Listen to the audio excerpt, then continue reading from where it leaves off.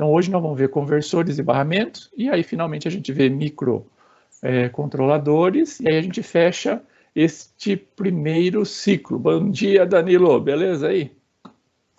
A gente fecha esse primeiro ciclo, tá joia? Então, vamos hoje... Fale, Marcelo. Bom dia. Bom dia, bom dia. Bom dia. Hoje, então, nós vamos ver, né, conversores. E acho que vai dar tempo da gente começar barramentos, porque barramentos são um pouquinho mais extenso. Então, vamos ver se a gente consegue iniciar barramentos também hoje, tá bom? Então, vamos lá. Então, ó, quinta, vamos falar semana aqui, né, de estudo. Na verdade, é a sexta, em virtude do carnaval. Conversores e barramentos aqui. Muito bem. Então, para a gente falar de conversores, a gente tem que entender o seguinte, olha, o nosso ambiente, o mundo que nós estamos inseridos, né, é, na sua quase totalidade, um ambiente, né, analógico, né? Então, o mundo em nossa volta é analógico. E se a gente olhar lá para dentro dos microprocessadores e microcontroladores, a gente vai ver que lá dentro o mundo ele é digital, né? Então a gente vai ter que tentar compatibilizar, vamos falar assim, né, esses dois mundos. E aí nós vamos utilizar o que nós conhecemos como conversores, ou seja, eles vão converter, né, grandezas do mundo analógico para o mundo digital e vão converter também grandezas do mundo digital para o analógico. Então, essencialmente, né, se vocês observarem, nós teremos que ter basicamente dois tipos de conversores, né? Então, vão ser o quê? Conversores que vão converter sinais analógicos aqui, ó, do mundo externo para o mundo do computador lá, ou seja, o mundo dos processadores, dos microcontroladores. Então, vão ser conversores, né, que vão converter dados analógicos para digitais. E que em inglês, né, se a gente falar isso a mesma coisa em inglês, vai ser Analog to Digital Converter. Ou seja, são o que nós conhecemos como os conversores ADC ou simplesmente AD, né? Então, os conversores, né, AD vão converter grandezas analógicas para grandezas digitais. E do outro lado, né, basicamente, nós vamos ter o papel dos conversores que agora vão converter grandezas digitais para o mundo analógico, né, para compatibilizar aqui com o mundo físico, né? Então, o que ele vai fazer? Vai fazer, em inglês, olha lá, Digital to Analog Converter. Então, vão ser conversores que vão converter dados digitais para analógicos. Então, são os conhecidos como DAC, né? Ou simplesmente DA, Digital to Analog, né? Ok? Então, basicamente, o que a gente vai dar uma olhadinha, né, são esses dois tipos aqui de conversores. Nós já vimos, a princípio, né, esse processo de conversão, né? E aí a gente mostrou, né, que a partir de um processo de amostragem, nós vamos ter, então, um processo de quantização, lembram disso? Que são aqueles degrauzinhos aqui, ó.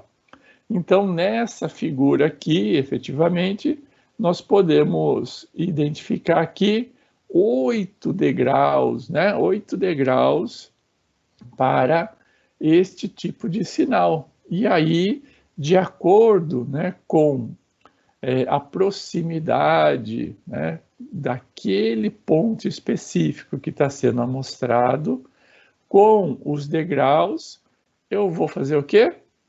Eu vou, então, converter, né, basicamente, aquele determinado ponto aqui de amostragem em o degrau correspondente lá na minha, vamos falar quantização, tá bom? Então eu tenho lá basicamente um esquema, né, de quantização, e aí eu vou pegar a amostragem desse lado aqui e efetivamente verificar aonde, em que degrau ele vai se encaixar. Uma vez identificado onde se encaixa, eu vou então passar aí o código para o outro lado. Aqui nós estamos trabalhando, por exemplo, né, como temos 8 degraus aqui, nós estamos trabalhando com um processo de quantização de 3 bits, tá joia? Então, a maioria dos conversores vai utilizar o quê? Mais bits aqui. O que vai acontecer? Eu vou ter, então, uma quantidade maior de degraus, o que vai acarretar numa maior precisão do processo de conversão. Tá joia? E em termos de conversão, né, eu não vou entrar aqui no mérito de cálculo, nada disso, isso aí tem disciplinas específicas que vão trabalhar isso, né, principalmente aquelas voltadas para sistemas de informação, conversão e etc., né? Mas é só para mostrar para vocês que a coisa não acontece por mágica, né? Então é pura matemática que tem ali por trás, e esse processo de amostragem, né? Ou seja, quão, vamos falar assim,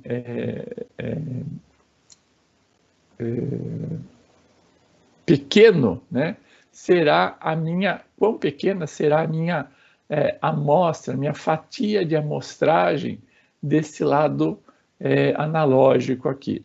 Ela vai corresponder, geralmente, à minha frequência, né? Ou seja, eu pego lá o clock, né, do meu processador, né, o clock que está chegando este sinal aqui, pego basicamente a frequência em hertz do sinal original, então a frequência em hertz do sinal original, então esse sinal aqui foi gerado numa determinada frequência, pego essa frequência aí, faço, né, uma multiplicação por 2, e aí eu faço 1 sobre este valor aí, ou seja, 1 sobre 2 vezes a frequência com que o sinal está chegando, tá? Esse, basicamente, é o teorema base, né? Então, é o teorema de amostragem de Nisker e Shannon. A partir desse teorema aqui, então, existem muitas variações, etc., mas o teorema base de amostragem seria esse, tá joia? Utilizando, né, o teorema base, né, de Nisker-Shannon, o que vai acontecer? Nós podemos ter, basicamente, 3 possíveis situações, tá? Eu posso ter uma sobre-amostragem, eu posso ter, então, oversample, eu posso ter uma amostragem perfeita, ou eu posso ter uma amostragem, então, undersample, tá? Logicamente, né, quando eu tenho uma perfect sample aqui, uma amostragem perfeita, beleza, ótimo. Quando eu tenho uma oversample aqui, ela vai, então, implicar numa precisão não tão boa, mas eu ainda não tenho problema. O grande problema acontece, né, quando eu tenho uma undersample, ou seja, uma amostragem. Por quê? Porque o sinal, ó, que está caindo aqui, ó, ele vai se sobrepor ao sinal que está subindo, ou seja, uma sobreposição de sinais de baixa frequência com sinais de alta frequência. E isso daqui pode causar, né, um negócio chamado de falseamento, ou o que vocês devem já ter ouvido, né, em inglês, que é o aliasing, né? Então, isso pode provocar o aliasing. Existem várias técnicas, né, que são utilizadas. A mais comum é um processo de filtragem, de suavização dessa onda, para tentar reduzir, né, essa interferência, essa sobreposição. E, consequentemente, eu consigo ter uma melhoria da qualidade do sinal. Tá joia? Então, é só para vocês entenderem, né? Então, que pode acontecer, né, que esse processo de conversão aqui, ó, não é sempre 100% efetivo, tá? Então, pode haver, então, problemas, e o principal problema é o de aliasment. Tem também ruído, né, também que pode acontecer aqui, né, mas aí o ruído é causado por uma interferência externa a essa onda aqui, tá? Muito bem. Então, a gente viu então que temos dois tipos, né, de conversores. Vamos agora nos concentrar nos DACs, né, que são basicamente aqueles que vão pegar, né, informações do mundo lá do microcontrolador, do microprocessador, e vão tentar converter, né, para o mundo analógico, né? Geralmente aqui, esse processo aqui é feito, né, do conversor para os atuadores, né? Então aqui a gente tem o output, né, do processo, que geralmente acontece por meio de atuadores, tá joia? Nesse processo de conversão, vai ocorrer mais ou menos o inverso daquilo que nós vimos no processo aqui no processo de quantização. Mas, na verdade, acontece a quantização inversa. Porque agora eu tenho esse lado aqui, que são os bits, e eu tenho que converter para um sinal analógico, certo? Então, o que eu vou fazer, basicamente? Olha, então vamos entrar desse lado aqui, ó. Aqui é um exemplo de 4 bits, tá? Vamos entrar aqui, ó, os bits. Vocês vão ouvir muito, né? Essas palavrinhas aqui, ó, MSB e LSB, né? O que significa? Most Significative Bit, né? Então, o bit mais significativo. E esse outro aqui, ó, LSB, é Less Significative Bit. Bit menos significativo. Vocês vão ouvir muito isso, trabalha-se muito com essa nomenclatura aqui, tá? E aí, o que vai acontecer aqui? Então, eu tenho aqui, ó, os bits. Eu não falei que o A é o menos significativo, ó. O menos significativo é aquele que está mais próximo ali do ponto digital, lembra? Então, é o da unidade, ó. Se fosse um número decimal, né? Esse seria da unidade, esse seria da dezena, esse da centena, esse do milhar. Vocês concordam que a unidade é menos significativa do que, nesse caso aqui, a milhar? Então, é por isso, né? A ideia de menos significativa e mais significativa é exatamente extraído daí, né? Então, por exemplo, uma unidade, ela tem menos significado do que 1000 unidades, tá joia? Mais ou menos essa é a ideia de menos significativa com mais significativa. Muito bem. E aí, então, eu faço uma tabela verdade aqui, né? Que vocês já estão carecas aí de saber, né, como montar uma tabela verdade. E aí, para cada combinação aqui da tabela verdade, para cada linha, então eu vou associar, por exemplo, uma voltagem de saída, basicamente isso que vai acontecer, tá? É lógico, né? Aqui eu estou apenas uma demonstração, né? Estou variando de 0 a 15 volts, né? A saída aqui do meu sinal, e aí, basicamente, para cada linha, então, eu vou ter uma voltagem, né? Então, é mais ou menos assim que acontece o processo de conversão. E aí, nesse processo de conversão, né, eu vou fazer a amostragem, basicamente. Então, nesse amostragem, ou seja, nesse processo aqui, eu vou ter um ponto fixo. Mas, efetivamente, não é bem isso que acontece, né? Se eu fizer apenas a identificação das amostras lá, o que vai acontecer? Vai acontecer pontinhos, né, em um plano cartesiano. E aí eu posso, né, para obter, por exemplo, uma linha ou uma curva aqui, ó, adotar um método matemático chamado de interpolação. A interpolação, né, ela pode ser de dois tipos. Ela pode ser linear, e aí eu vou ter o quê? Retas ligando esses pontos de amostragem, né, que são esses em laranja aqui, né? Ou eu posso também fazer uma interpolação cúbica, né? Que daí eu tenho um processo de suavização maior na minha curva aqui, e ela efetivamente se parece bem mais com um sinal analógico, né? Consequentemente, né, eu gasto mais processamento para fazer a cúbica do que a linear. Então, tudo vai depender do processo. Mas mesmo assim, eu tenho ainda problemas de falseamento, de aliasing, né, de sinal, fazendo mesmo a interpolação, tá?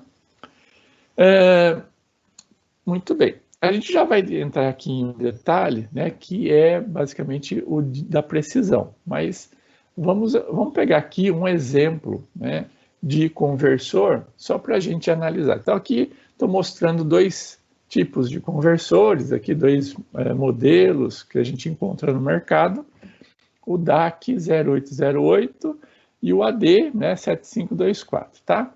Então, são dois exemplos, e aí, ó, eles são basicamente uma pastilhinha, né, de CI, um CI, né, com um monte de perninha, tá?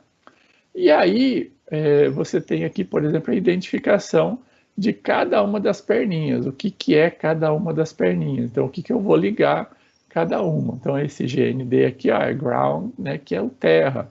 Então, eu vou ligar aqui o terra, né? Então, mas como é que eu sei, né? O que é compensação? O que é A1, A2, A3, A4? Para você ter essas informações, vocês vão geralmente acessar a folha de dados, né, do equipamento. Como é que eu acesso essa folha de dados? Geralmente, né, você vai utilizar a internet para fazer isso. Então, a gente está vendo aqui, ó, DAC 0808, certo? Então, você vai abrir lá o navegador, né, e vai digitar lá data sheet, que é folha de dados em inglês, né, DAC 0808, certo? E aí, ó, a pesquisa vai te dar aqui várias possibilidades, né? Eu vou abrir aqui, ó, a primeira, né? A primeira delas, ela já vai me dar aqui, né, as várias possibilidades. Então, esse conversor, ó, ele tem várias, vamos falar assim, indústrias, né, que fabricam esse processador, essencialmente a Texas Instruments e a Microlinear aqui, né, que está aparecendo aqui. E aí, basicamente, eu tenho várias versões, e aqui eu vou identificar qual é a versão. Então, vamos pegar essa primeira aqui, ó, ADC 0808. Então, vamos abrir essa primeira versão aqui. Aí ele me mostra, bababá, mas ainda não é a datasheet. E aí ele mostra aqui que o datasheet pode ser encontrado nessa página. Aonde mais? PDF, aqui, ó. Opa, era aqui, ó. Aqui, PDF. Pronto. Aí a gente abre o PDF contendo, né, a folha de informações. Demora um pouquinho porque ele tem muitas imagens, etc. Então pode ser que ele fique um pouquinho pesado, tá vendo? Então nesse caso específico aqui, ó, ele pode vir em duas versões. Aquele compridinho aqui, deixa eu aumentar um pouquinho aqui. Aquele compridinho com as perninhas ali, ó, né? Ou uma outra versão que é o quadradinho aqui, né? Então ele pode vir nessas duas versões. E aí tem todo, aqui é o resumão dele, né, o que ele pode fazer, e aqui, né, algumas informações a mais, e efetivamente, ó, por exemplo, geralmente tem esse, o diagrama de blocos funcional aqui, aonde a gente vê basicamente o que está acontecendo. Então, a gente vê aqui acontecendo e consegue identificar com maior precisão aqueles elementos, né, os pininhos de entrada lá, né? Então, eu tenho aqui a referência, positiva e negativa no sentido do sinal, né? Ele vem de uma curva e outra curva, né? Está entrando ali. Aqui, as entradas, né, analógicas, né, desse outro lado aqui para fazer a multiplexação, e aí vai, né? Vamos abrir uma outra folha de dados mais simples, que eu já tenho baixado aqui na minha máquina, que é a que eu montei aqui a minha apresentação. Então, são várias versões, como eu falei para vocês. Essa versão que eu montei a minha folha, a minha apresentação, né, é da Texas Instrumentos, né, e também a mesma coisa, a DAC 008, ele tem 8 bits de precisão. E aí, ó, o diagrama de bloco, como eu falei para vocês, né, esse aqui é muito mais simples, né, só para vocês entenderem, né. Aumentar aqui. Aqui, ó. Então, aqui, ó, tem as entradas, né? Então, a gente vê que essas entradas aqui, ó, A1, A2, A3, lá, vão ser basicamente os bits de entrada, né? Aqui, ó, o most significativo e o less significativo, tá vendo? Então, o menos significativo e o mais significativo. Então, onde que eles estão? Lá no chipzinho, ó. Então, aqui, ó, se a gente pegar, eles vão, ó lá, do pino 5, 5, 6, 7, 8, e aí ele passa para o outro lado, ó lá, 9, 10, 11, 12 e 12, tá vendo? Então, do 5 ao 12, eu tenho os 8 bits de entrada, né? Tá vendo? Então, é mais ou menos assim que eu vou identificando, né? E a gente vê aqui, ó, que o sinal, né, analógico de saída vai ser esse daqui, ó, VEE. Então, ele é o pino 3, ó. Pino 3 é o pino de saída. Então, e aqui a gente vai ver outras informações, né? Já a gente vai ver outras interessantes aqui. É só para entender que, então, dado um determinado CI, né? Você, através da sua folha de dados, você consegue entender, né, o funcionamento e saber alguns valores de referência que são importantes. Então, aqui eu estou mostrando, né, aquele recorte ali que eu fiz, né, o que a gente consegue, então, identificar com mais facilidade o que é cada um desses pinos aqui e como que efetivamente ele vai funcionar, né? Tudo bem até aqui, pessoal? Alguma dúvida? Tá tranquilo? Tranquilo. Muito bem. Vocês já tinham visto um datasheet antes? Estou falando coisa nova? Não, né?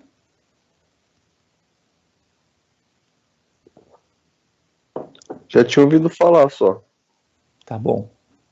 Então, vocês vão ter que ser muito amigos, né, dessas folhas de dados, porque todos os equipamentos, né, que vocês venham a comprar, existe, né, toda a datasheet dele, qualquer que seja, o mais simples que seja, né, um LED, por exemplo, né, vocês vão ver que tem ali um datasheet mostrando essas informações para que efetivamente, quando vocês forem montar o projeto, vocês tenham informação suficiente, né, para decidir, né, o quão preciso vai ser aquele determinado equipamento, o quanto que ele vai aguentar, por exemplo, de corrente, de voltagem. Então, todas essas informações estão ali na folha de dados. Então, sejam muito amigos, né, dessa folha de dados. E uma das razões para que vocês tenham aí, por exemplo, tanto aula de inglês, um dos motivos é esse. Todos os datasheets, eu pelo menos nas buscas aqui, a gente só consegue encontrar os datasheets em inglês, né? É muito raro a gente encontrar um datasheet em português, tá? Então, vão se acostumando a ler, pelo menos, né, essas informações em inglês, tá joia? Muito bem. Então, a gente falou dos conversores, a gente viu um exemplo aí, o DAC 0808, abrimos o datasheet dele, e, efetivamente, né, o que vai implicar da gente comprar um ou um outro modelo, né? Eu gostaria que vocês se atentassem a principalmente 3 parâmetros, né? O parâmetro da resolução, da precisão e tempo de estabilização. Esses são parâmetros importantes que vão fazer a grande diferença, né? Tanto no preço do conversor, quanto também a segurança, né, com que você vai receber o seu sinal. Então, vamos ver cada um desses parâmetros aqui, aonde que a gente acha, por exemplo, lá no datasheet, tá? Na folha de dados. Então, primeiro parâmetro aqui, a resolução. O que é resolução? A resolução vai corresponder, basicamente, àquele tamanho do degrau que a gente está identificando ali de quantização. Lembra disso? Então, se ele vai corresponder ao tamanho do degrau, consequentemente, eu tenho uma relação direta com o quê? Com a quantidade de bits, né, que efetivamente esse conversor aqui vai trabalhar. A gente viu que especificamente o DAC 0808, ele vai trabalhar com 8 bits. Por que é 8 bits? Lembra que ele tem 8, né? Deixa eu colocar em modo de apresentação aqui novamente para ficar melhor aqui a imagem. Então, se vocês olharem aqui, ó, lembra que ele tem desse lado aqui, ó, do pino 5 ao pino 8 e do pino 9 ao pino 12 aqui, ó, que são as perninhas, vamos falar assim, os conectores, né, aonde você vai conectar lá a recepção dos bits, né, vai receber o bit, sendo que o A1 é o seu menos significativo, desculpe, mais significativo, e o pino 12, né, vai ser o menos significativo, tá joia? Então, se a gente colocasse, né, para receber, né, então se eu estou recebendo lá o valor 0, 0, 1, 0, 1, 0, 0, 1, né? O que vai acontecer? Esse daqui, ó, ele vai ser ligado aonde? No pino 12, né? No pino 12. Por quê? Ele é o bit less significativo, aqui, ó, LS aqui, né? E esse daqui, né, é o mais significativo. Esse aqui vai ser ligado no pino 5, né? Então, é o most significativo. Tá joia? Então, só para a gente entender, né, como que dá a ligação aqui. Então, a resolução é exatamente então, esse degrau, ele então está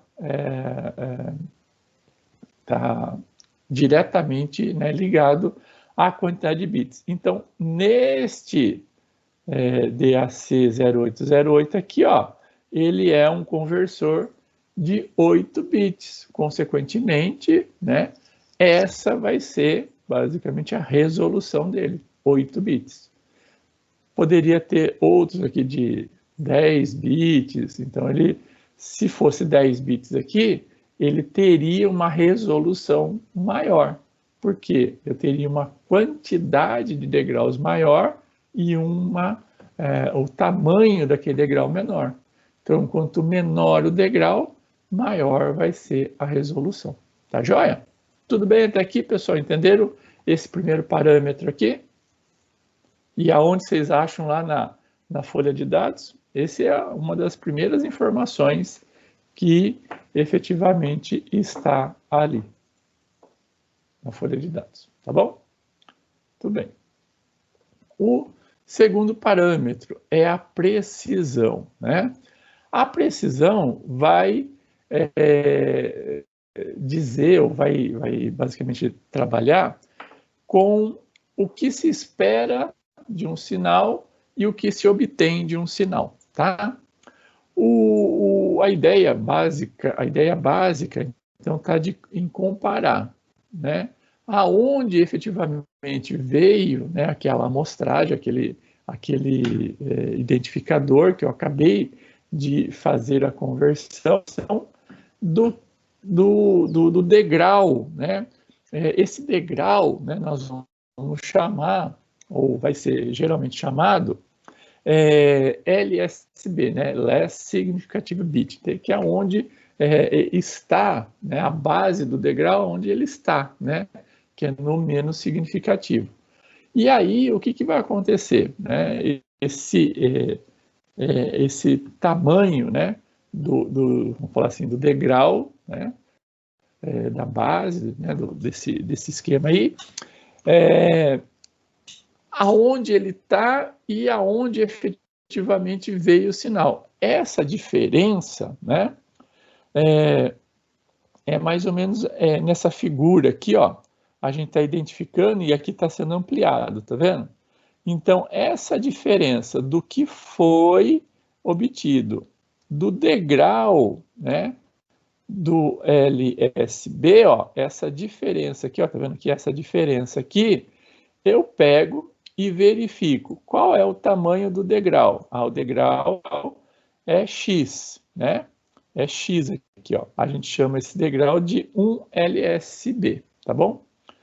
E aí eu vejo qual é a diferença, ou seja, esse tamanho aqui, ó, dessa diferença que deu. E faço o quê? Uma divisão disso daqui por isso. Faço essa comparação aqui. Então, nesse caso específico aqui, se eu pegar isso aqui, ó, eu posso colocar 4 vezes aqui esse tamanho aqui. Então, eu falo que ele é mais ou menos, né? Então, mais para baixo e menos para cima. Dentro do LS é menos, para baixo é mais, né? Então, o erro linear aqui vai ser mais 1/4, né, deste tamanho, desse degrau de 1 LSB aqui. Então, vai ser 1/4 de LSB, tá? Então, é mais ou menos assim. Então, em termos de menos significativo, ou seja, a base aqui, esse tamanho aqui, ó, é que é medido basicamente o erro, né? E, consequentemente, a precisão também vocês vão encontrar em termos de LSB, tá? Então, se vocês olharem lá no datasheet, ó, eu tenho lá 2 informações, olha lá, o erro, né, tá em mais ou menos 1 LSB, ou seja, é um degrauzão, né, ou seja, viria mais ou menos aqui, ó, então, a amostragem, né, da real, certo?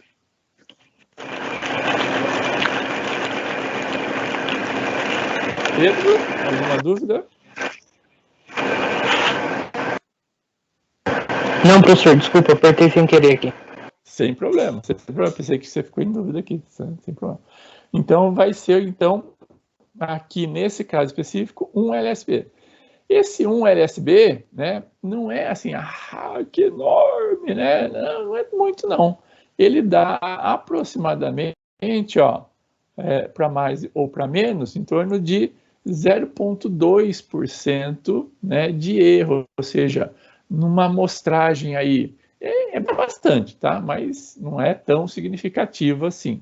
Num total aí de 1.000 amostras, né, 1.000 identificações, 2 podem, né, ter erro, né?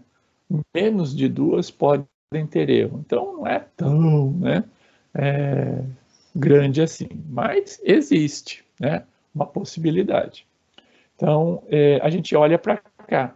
Então, quanto maior, né, esse número aqui do LSB, menos preciso ele será, tá joia? Então, vocês têm que olhar ou o percentual ou o LSB que vai estar lá no seu datasheet, tá joia? Então, aqui é a explicação de como é que eu obtenho, né, esse LSB aqui, tá? Muito bem. O outro parâmetro, né, é o tempo de estabilização, tá?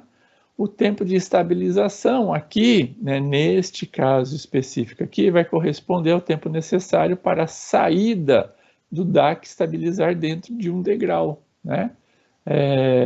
Do tamanho, ou seja, em torno de meio degrau ali, né?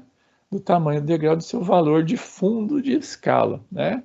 O fundo de escala, né, é basicamente esse valor aqui correspondente a todo esse meio aqui, vamos falar assim.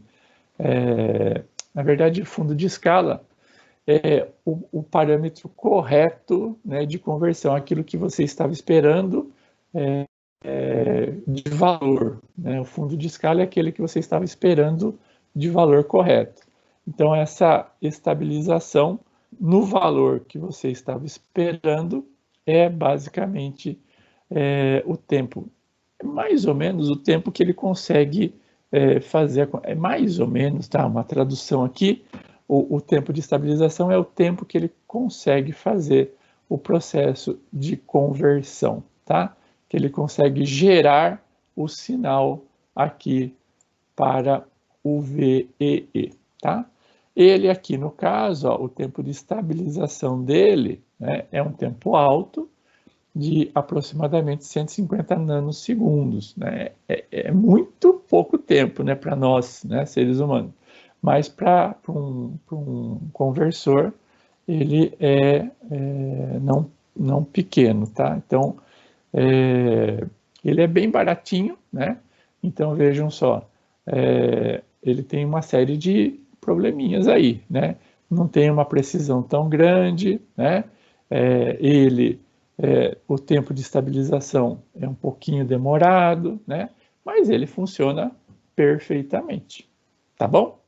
Então, possivelmente, o custo dele é menor do que um que tenha uma maior quantidade de resolução, tenha um tempo de estabilização menor, né, aqui, e assim por diante, tá?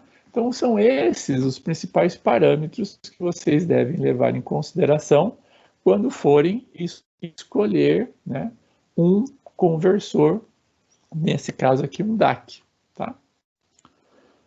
Vamos agora ver o outro tipo de conversor, né, que é do outro mundo, né, ou seja, aquele que vai converter. Não é um conversor do outro mundo, né, é do outro lado, né, vamos falar assim, apenas. Ele vai converter lá, geralmente um sinal vindo de um sensor, né, que geralmente é analógico, para, né, o mundo digital. Vejam que se o sensor já me dá, né, uma razão ou um dado digital, lá dentro desse sensor deve ter um ADC, né? Algum mecanismo de conversão já ali dentro do sensor, tá joia? Então, sensores geralmente, né, me dão dados analógicos, né, e aí eu posso, então, converter esses dados analógicos em digitais, né, mas geralmente eu posso ter isso aqui embutido lá no sensor, beleza? Então, vamos ver aqui dois exemplos aqui, vocês estão vendo aí na tela, né? O ADC, né, o 0804, e o ADS 8866. São dois conversores ADCs, né, que efetivamente convertem. Então, são conversores aí ADs, né. vamos nos concentrar nesse primeiro aqui, o ADC 0804, tá joia? Então, analogamente ao anterior, eu fui lá no datasheet dele e peguei essas informações aqui e identifiquei, né, como acontece, basicamente, a entrega, né, dos bits, do sinal, como que se dá a conversão, né, do processo ali, ó. Então, eu identifiquei, né, basicamente, que eu tenho ali, ó, o VIN e o VIN aqui, ó, né, que seriam as entradas no modelo diferencial, que é aquela ideia, né, para evitar ruídos, né, basicamente. As entregas, né, lá para o processador, né, vão ser basicamente essas aqui, ó,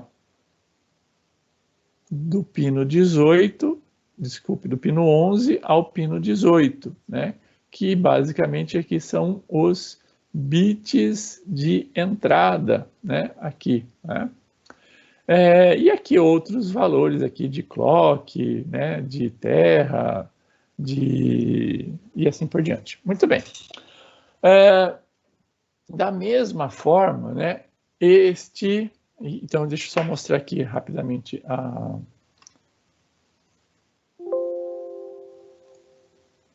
o datasheet. Cadê?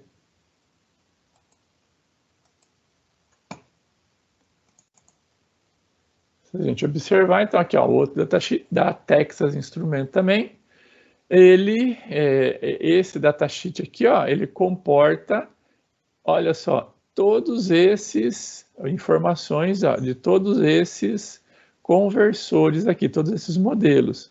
Vejam que o ADC 0804 está aqui dentro, né? Então vejam que para fazer uma datasheet comum, né, ele basicamente, então, depois, né, vai detalhar algum tipo de informação, mas basicamente, possivelmente a pinagem vai ser a mesma. Se for diferente, ele vai falar aqui. Então, aqui como ele não fala, ó, então a pinagem é única para todos esses modelos aí, tá? Muito bem. Aí, aqui, ó, as features, aqui, ou características, né, a gente consegue encontrar a grande maioria, né, do que a gente precisa dentro dessas características aqui, que basicamente é um resumão. E depois, né, no datasheet, vejam que tem 49 páginas este datasheet aqui, tá? Então ele vai detalhando, né, depois, aqui é o resumo, né, mas depois ele vai então detalhando como é que acontece cada uma dessas informações. Então ele tem todo o esquema aqui de como entra o sinal, como que acontece o processo de conversão, né, a influência da temperatura, né, da voltagem para o processo de conversão. E aí ele vai falando dos esquemas de ligação base, né, como que é o circuito interno lá, né, de conversão, e aí vai, tá? Aqui, possivelmente, ele está falando de ruído, né, e como que ele faz o processo de suavização desse ruído, e assim vai, tá vendo?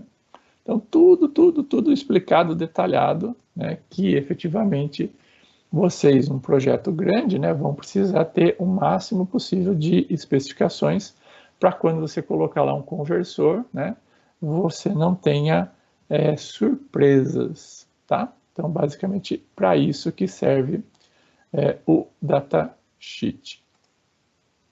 Muito bem. Então, mesma coisa, né? A única diferença aqui é o tempo de conversão, que é mais ou menos a mesma ideia lá do anterior, né? Que nós trabalhamos com tempo de estabilização, né? Então, vamos ver aqui essas informações lá no datasheet. Aí, ó. Tá lá no Key Specification, né? Todas essas informações. Então, olha lá, resolução, 8 bits, né? Que é a quantidade de bits. A precisão, né? Que é basicamente a ideia de quantização de erros.